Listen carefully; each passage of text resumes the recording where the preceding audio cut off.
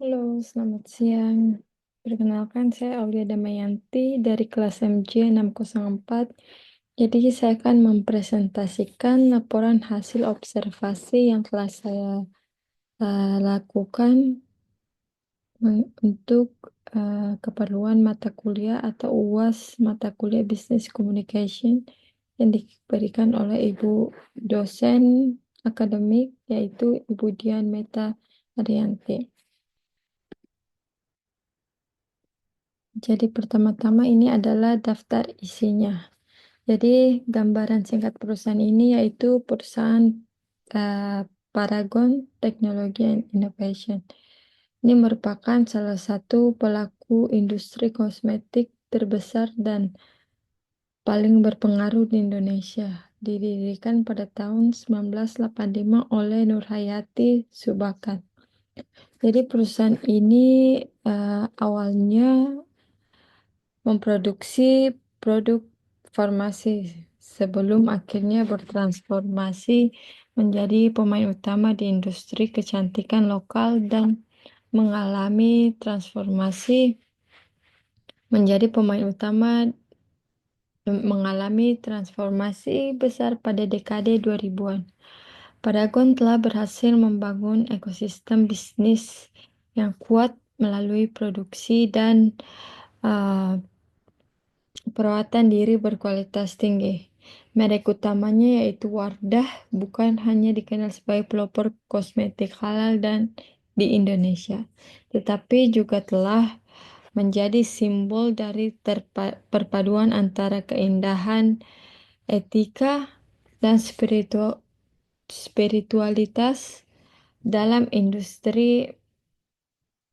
spiritualitas dalam industri kecantikan nasional. Keberhasilan ini menjadikan Paragon sebagai pemimpin pasar yang tidak kompetitif secara komersial tetapi juga memiliki positioning yang kuat di benak konsumen Muslim Indonesia. Adapun struktur organisasinya, ini adalah struktur organisasinya terdiri dari tingkat pemimpin, komisaris, presiden, direktur, divisi manajerialnya itu ada manajer, kepala pabrik, dan lain-lain.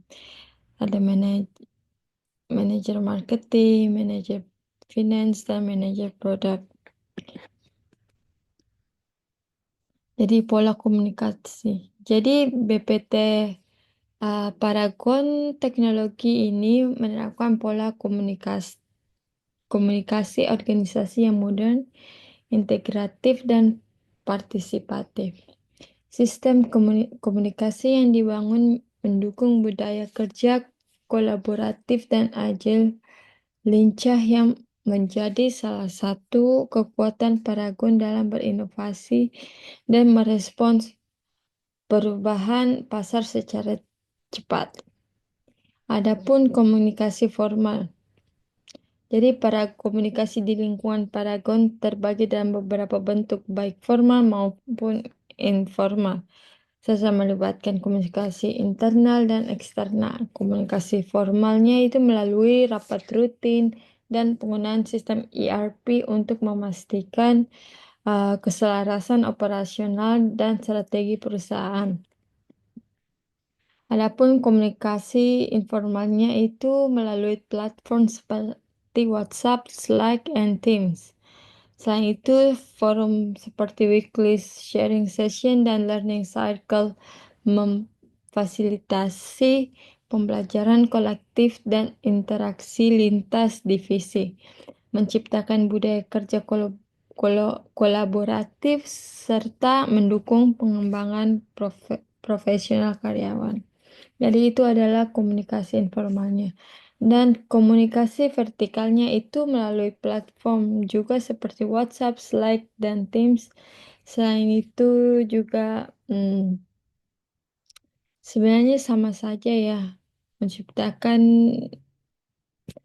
kolektif dan interaksi lintas divisi.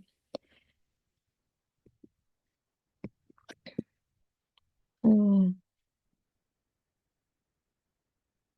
Adapun komunikasi horizontalnya itu melalui eh, ini seperti peluncuran produk baru melibatkan R&D, pemasaran, produksi, dan desain. Jadi ini melalui task force lintas departemen, Paragon mendorong kerja proyek yang dinamis dan fokus pada hasil jangka pendek, mempercepat inovasi, meningkatkan adaptabilitas, dan memperkuat akuntabilitas tim.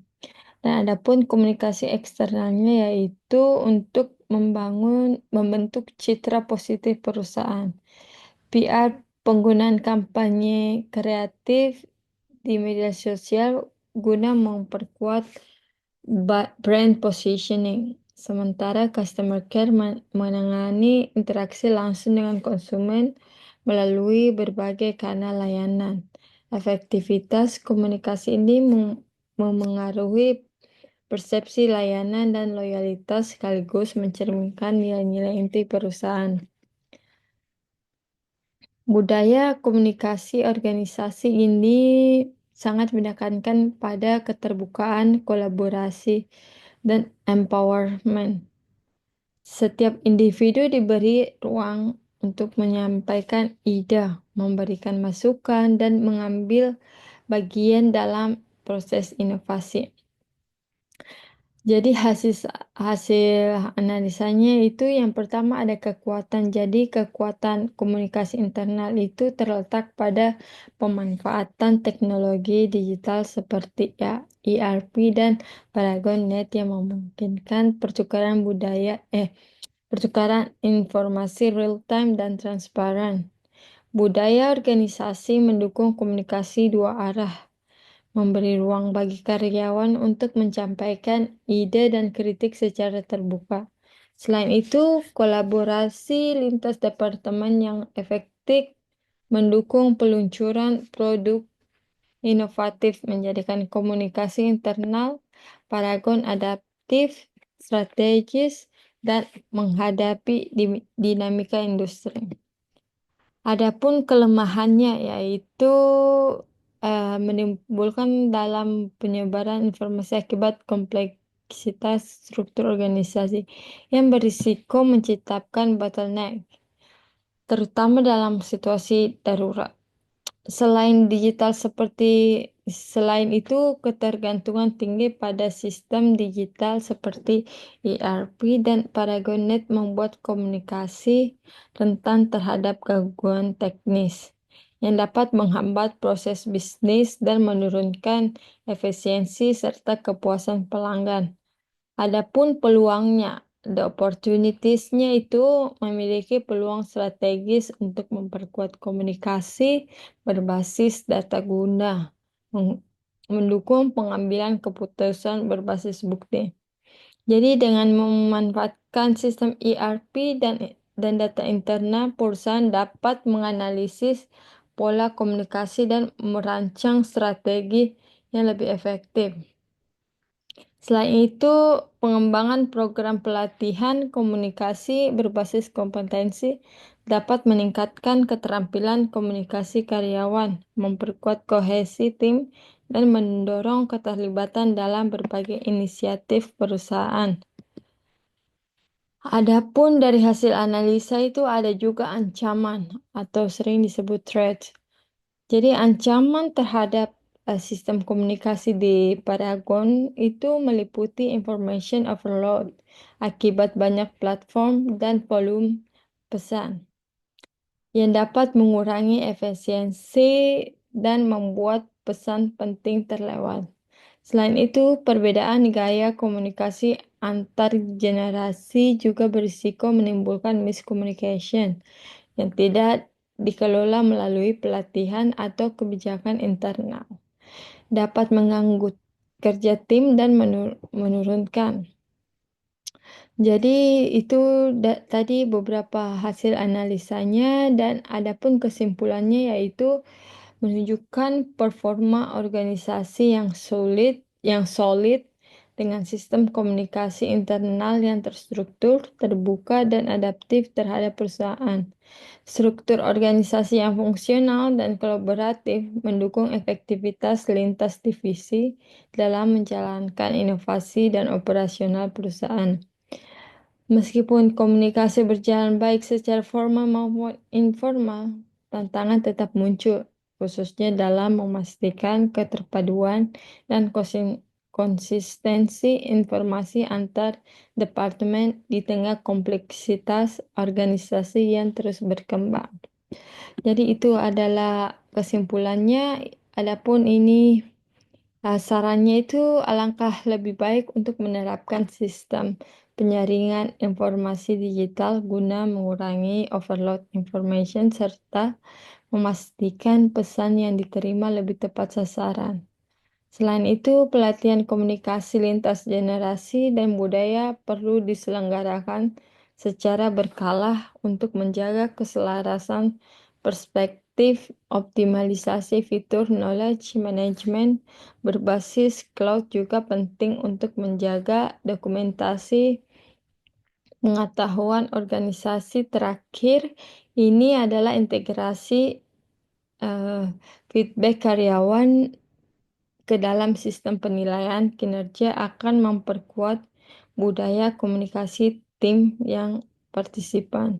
Adapun ini adalah lampirannya yang ada gambar foto suasana kantor pusat Paragon, ada foto rapat tim lintas divisi, dan adapun kegiatan produksi atau packaging lip cream Wardah, dan foto kegiatan pelatihan internal atau program CCR PT Paragon.